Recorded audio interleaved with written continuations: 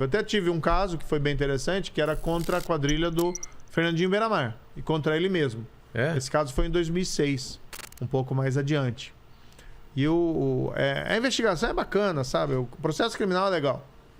Cai pra você o quê? Vem tipo um livrinho, ó, juiz, a gente apurou, tem isso, e a partir daí você começa a entender como que funciona. Em geral, a investigação começa no tal do inquérito, no inquérito policial.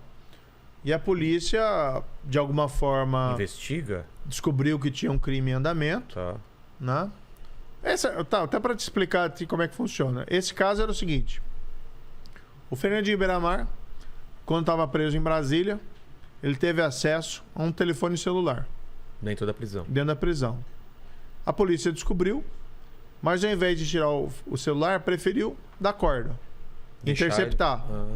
Começou a fazer a interceptação telefônica e deixou ele falando que queria identificar a quadrilha, o grupo. Aí a investigação evoluiu por aí. Aí começaram daí a interceptar telefone de outros membros da quadrilha, de pessoas ligadas a ele, identificar o patrimônio. Foram aqui 1 ano e 8 meses de investigação. 12 carregamentos de drogas, armas e... Tudo isso ele falando no telefone? Não, daí foi assim, mais ou menos o seguinte. Ele ficou 1 mês ou 2 com o telefone. Grampeado. Daí ele foi transferido para um presídio federal. E no presídio federal não tem telefone. É impossível. Impossível. Mas aí a polícia já tinha pego os telefones dos comparsas. Entendi. E continuou em cima dos comparsas. E aí na investigação não é tão simples assim. Ninguém fala no telefone, tá indo um carregamento de droga, tanto a cocaína, tal, tá passando na estrada nesse momento, né? Então é cifrado. Uma coisa, por exemplo, lá que o pessoal descobriu nas cifras, né? Chamavam crack. A droga crack? A droga crack chamavam de Ronaldo. Ronaldo? Então os caras falavam... Olha só, Ronaldo crack. Tá chegando o Ronaldo aí. Os caras falavam no telefone, tá mandando 50 Ronaldos. E aí, às vezes tinha carregamentos que a polícia conseguia aprender. E eles falavam os locais ou também eram cifrados os locais de entrega? Não, é tudo cifrado, mas aí você faz aquelas verificações de herbes, de local onde é a transmissão. Sei. E consegue identificando e tal. E eles foram 12 carregamentos de drogas. Pô, trabalho legal esse, né? Legal, de investigação. Pô. 600 e tantos quilos de cocaína. Aí teve armamento pesado. Né? Vindo tantas toneladas de maconha, tudo do Paraguai. Tudo do Paraguai? A estrutura dele, que foi revelado no caso, era assim. Ele tinha uma fazenda no Paraguai. A droga vinha da Bolívia, pasta base. Tá. Pousava, tinha uma pista de pouso na fazenda dele no Campanaí. Lembro até hoje o nome da fazenda. Aí ele mandava para 2 bases. Uma ficava na altura de Guaíra. E outra ficava na altura de Foz do Iguaçu. Tipo distribuidoras? Aí eles batizavam a droga ali. O que é batizar? Batizar é fazer aquela mistura química com a pasta base de cocaína para gerar o produto que vai ser vendido. Entendi. Não estou ensinando ninguém a fazer droga. Não, até porque, né? As informações. Mas aí o que eles faziam? Ou atravessavam a fronteira com um caminhão escondido, ou usavam aviões pequenos e pousavam em pistas clandestinas no Paraná. Que daí a droga era carregada e levava ao Rio de Janeiro, onde ela era vendida. Por estrada. Isso foi toneladas de maconhas apreendida, droga. O juiz nessa fase, o que eu fazia?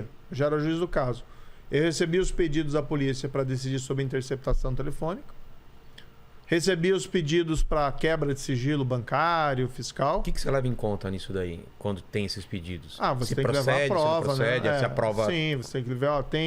Por exemplo, se você quebrar o sigilo telefônico de alguém, você tem que ter uma que a gente chama de causa provável para você justificar essa medida. Tá. Então sempre tinha que ter alguma informação que justificava aquela medida específica. Entendi. Como você tinha uma operação que as interceptações estavam levando a apreensões de drogas e você verificava a correspondência. Então, por exemplo, às vezes o cara falava no telefone, tô mandando 50 azuisinhas e 40 amarelinha. Peraí, azulzinha não é Viagra não, né? Não. Tá. Né? Vamos deixar o Viagra fora disso aí. Não que o Lene usa, né? Dizem. Mas também... saiu bem no final, viu? Tava ficando mal pra você. Eu suei frio aqui. Tava ficando mal pra você. Mas azulzinha e amarelinha também, eles usavam esses termos também? Existia esse daí? Não, usava esses termos. Daí aprendia um caminhão e quando você ia ver, tava cheio de pacote, embalagem.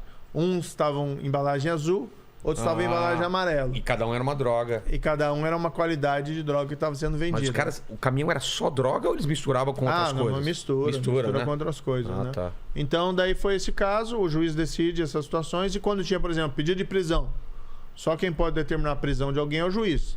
A polícia pede, normalmente se ouve o Ministério Público, e o juiz decide se decreta ou não decreta a prisão. Segundo você falou, o Ministério Público avalia em prol do povo e fala, realmente... É o caso. É o caso. Às vezes se manifesta, não é o caso, e simplesmente indefere. E aí, por que era comigo ali?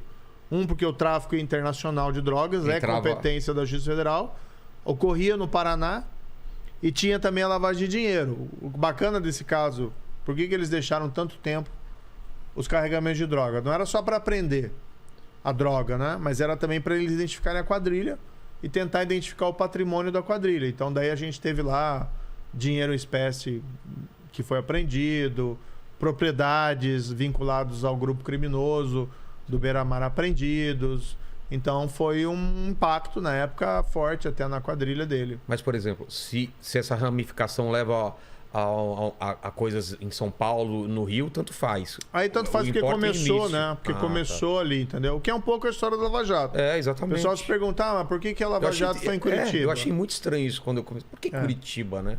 Então, é a mesma história. A primeira investigação, o primeiro fato investigado... Mas isso terminou assim? Sim, daí... Foi o final? Não, o final foi que a polícia pediu as prisões, eu decretei as prisões de vários membros da quadrilha dele, é dele mesmo. Ele já estava preso, na verdade, mas é mais uma prisão. Claro. Então não sai também por conta dessa prisão. Mas o principal foi a quadrilha dele, que tinha o pessoal da cúpula, tinha até parentes deles ali envolvidos naquela atividade de tráfico, e o confisco do patrimônio criminoso. Então foi foi uma ação grande. Foi um caso grande, né? A polícia chamou na época de Operação Fênix. A Polícia Federal tem essa maneira de pôr os nomes. Então, isso que eu queria saber depois, porque esses nomes... O Fênix era a história do renascer das cinzas, né? Porque eles tinham isso, eles renasciam das cinzas, o cara estava preso e mesmo assim continuava controlando. O caso do Beira-Mar, né? Que teria surgido novamente e tal. Mas foi ali um impacto grande, foi um caso pesado.